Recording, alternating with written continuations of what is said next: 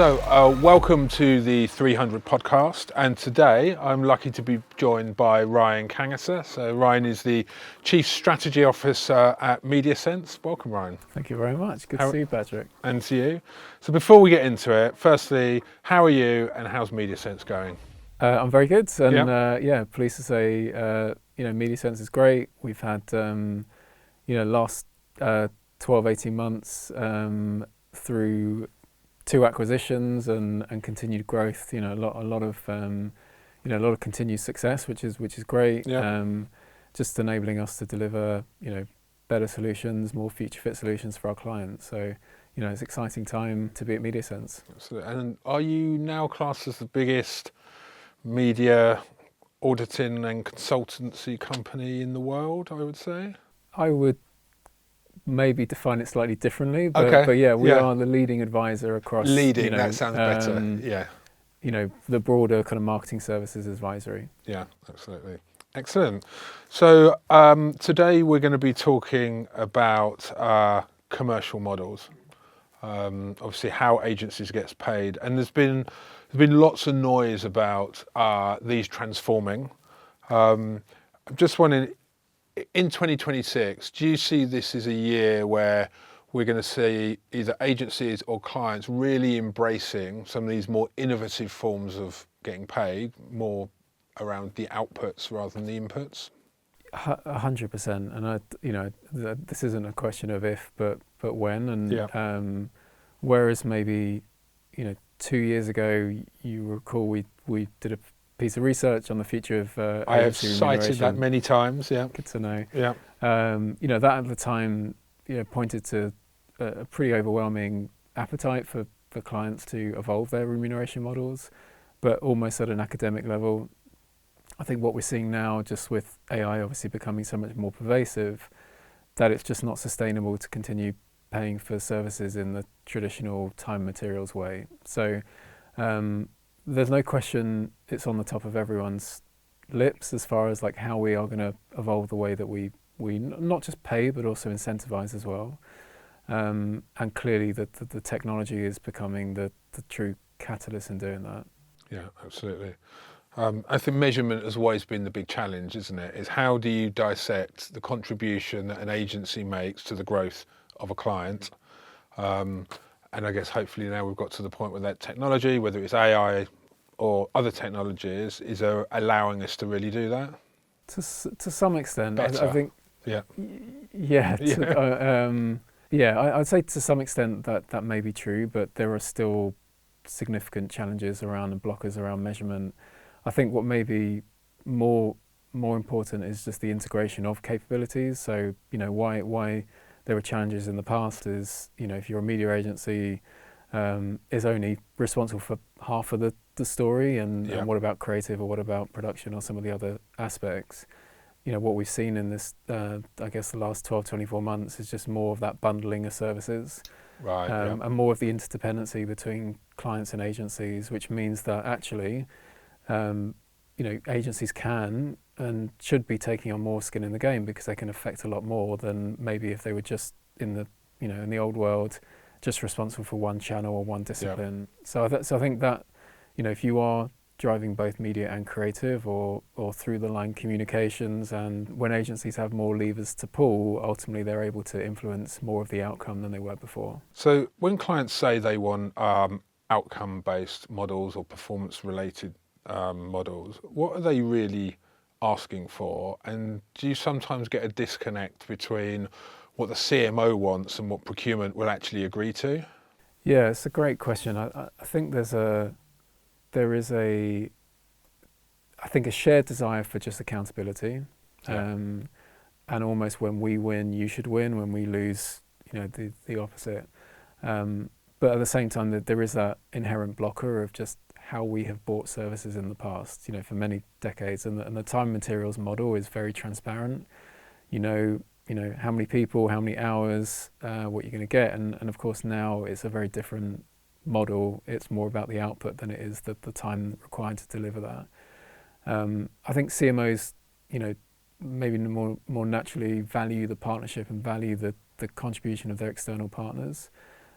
Procurement, their job is really to ensure their company are getting good value, and in a highly competitive market, arguably the most competitive time there has been in this kind of agency landscape, they're having to balance, what may be right for the organisation in driving the right behaviours with, the types of offers that are being presented, which may be, more reductive in kind of trying to drive more and more savings. So there's for sure tension in just the way that we bought things, but notwithstanding, I think what everyone wants is accountability.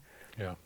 And then I guess it's defining what that means. And I don't think there are many examples where clients are paying for agencies exclusively on performance-based. But if in the past it may have been 5%, I think it's more that can we shift that to 10, 15, 20%, so that actually there's more accountability on the, towards the outcomes they're driving. Yeah. Are you getting, because I've been doing this too long now, and there's always been an element at risk, and it's, as you say, it's normally 10, it might get a bit pushing, it goes to 20, but the metrics are often against things like media buying. Are you getting agencies that are putting real skin in the game, or clients asking for it 50%, staff costs only, and then the rest of it is against performance and outcomes? Yeah, I think there are those sorts of offers being tabled, but then it comes down to the appetite, both again from the agency and the client.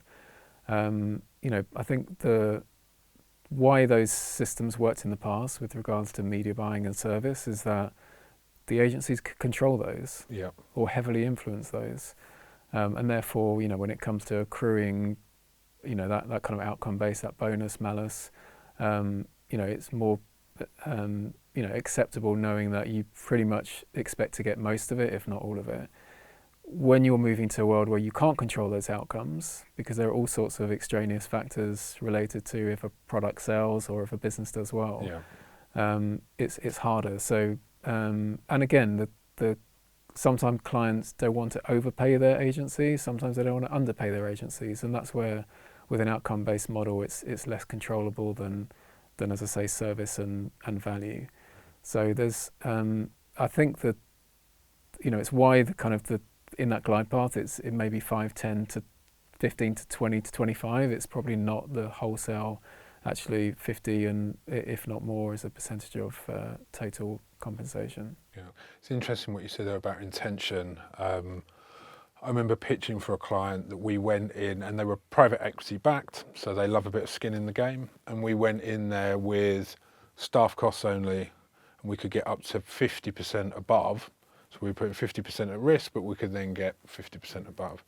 And they said it was a game-changing moment when you came in and did that. We won the pitch on the back of that, said, right, let's go. We can't do it. They just loved the fact that we were all in enough to get behind their business, to put our remuneration behind it. I'm just wondering, because you mentioned intention, is it almost an agency tactic that you'll see when they probably know it will never happen, but it just shows willing? Yeah, I mean, I think there's an element of, I suppose in that example, private equity backed, very much growth oriented. You can see why that would resonate. Equally, even companies that are not private equity backed, they still want to know that their partners appreciate the bigger picture and what they're trying to achieve beyond just tactical implementation or media planning and buying. So that for me is just an indication of good business partnership, but it has to work for the client and the agency. Yeah. Incentives drive behaviours, and where you really want to drive the behaviours are with the people who are actually doing the work, less the C-suite who are maybe negotiating those deals on behalf of the agency. So the bigger question is, what is it actually that's going to motivate a team of 400 people to wake up in the morning and think of that client's business beyond just what the commercial teams at agencies feel is necessary to win a piece of business and make it profitable? I've seen research saying agencies are resistant to this type of remuneration. We deal with agencies all the time, and they all say, we're absolutely up for it, it's the clients. I'm sure there's not a one size fits all, but do you think the challenge is equally sit on client and agency side to get alignment at a moment in time to make it happen? Yeah, for sure. I mean, I mentioned before some of those external factors. it goes back to the 4 Ps, right? It still needs to be Yeah. a viable product that the agency is confident they can generate, they can drive an impact. And the client needs to feel, to the earlier point, that, how they're going to structure something, that it is fair and motivating and transparent as well. Because, if an agency is just responsible for influencer or just responsible for production, then of course there are many other, cooks involved in delivering that outcome. So that's why it is, there is no one size fits all, deliberately so, because every brand, every business is different. They have different business models. Agencies have different business models, and it's why the answer is not just to introduce it wholesale. It's probably to pick a market, to pick a brand, to pick a channel, and just create that comfort in the system where actually, net we may be paying the same, but maybe we're having the right driving the right behaviours through a slightly different different model. Perfect segue to my next question was around, like, if I'm the CEO of a media agency, and I believe these models are the future. Where do I start? I think you kind of said it there. It's not about, we talk to agencies about, don't do it on a new piece of business. Pick a client that you get on really well with, that you control all of one thing for them, and start small and prove it out. Mm-hmm. What other ways would you advise clients, agencies, to just try and get more muscle memory in how these things work? Yeah, I think to your your earlier example about that pitch you were involved in, I think doing it in a live pitch scenario is a very risky strategy. At that time, you need to make yourself as easy to buy, as easy to understand. And we've seen as well in processes, if you introduce something completely new, then it just creates friction, because it's just, to the thinking about our procurement community, they need something that is comparable. So by all means, set the intention, show the understanding of the business, but I think it's probably better introducing organically with existing clients and getting them to understand why we feel we should be moving in that direction. Also, they need to understand your business model. The agency, they need to understand how you make money, how you drive margin, and therefore, in order for that to be sustainable, we're going to have to look at a slightly different remuneration approach. Yeah. When you think about things like proprietary media or any other non-transparent remuneration models, obviously they exist to drive margin for the agency, and they have to exist in order to sustain agencies, but clients may not always have full visibility on that and why they exist. So really the starting point has to be just a pure level set of just, this is what it costs, this is how we're going to generate revenue on your business, and of course where incentives exist, that is why they are going to be so essential to driving the behaviours that they expect. Do you think for these to work properly, agencies need additional skill sets, almost like business analysts that understand client P&Ls, or on the client side maybe it's people that can align market, analyst, finance together? Because I'd guess those resources are quite scant in agencies at the moment. Yeah, I think that's why in many ways when we've looked at research in this area, we couldn't really decouple agency remuneration with agency model and talent, because they are all intrinsically linked. So for sure you need the commerciality within agencies to know that actually what you're delivering, what you're working on has a higher value and a higher purpose in what you're delivering for your clients. You need that commercial muscle to design the models, which are again easy to buy, easy to understand and easy to scale. And there needs to be accountability through the duration of a client agency contract, so that these models are sustainable, because the moment that they cease to become sustainable, then all the intention around those incentives and the behaviours you're trying to drive start to erode. Yeah. So I think that's where I have a lot of sympathy for agencies who are stuck in these systems where actually then they stop becoming attainable, and you're midway through the year, you're not going to hit your bonus because again the client's business isn't performing. and therefore what's it going to take to motivate those 400 people to keep, ploughing on for the next 6 months to deliver something that they're not going to be able to achieve.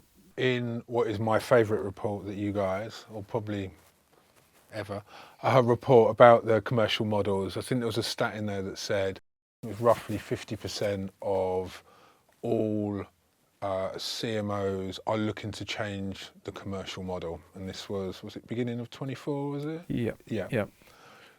Are we on track? It is almost like a half of all pitch conversations. They're now trying to move this conversation into a different space. Yeah, I would say so. I mean, look, firstly, I should give credit to my friends at WFA who we ran the study in partnership with. I wouldn't like to say 50% of all companies have necessarily changed the model, but I would say it's top of mind in every single review process and every single renegotiation with agencies. And it's not necessarily being almost exclusively being volunteered by the client, but it's also being brought forward with agencies, because again, it just doesn't follow that if we've been making all this progress around automation and AI, that you need the same number of people to deliver the work as before. So there has to be a different model. There's tremendous investment required in from an AI perspective and all the compute power to service these clients. So again, it doesn't make sense to sell that based on a time materials basis. It has to be a different model. So it's happening. That it's still going to come back to the acceptance that I can't buy services in the way I always have done.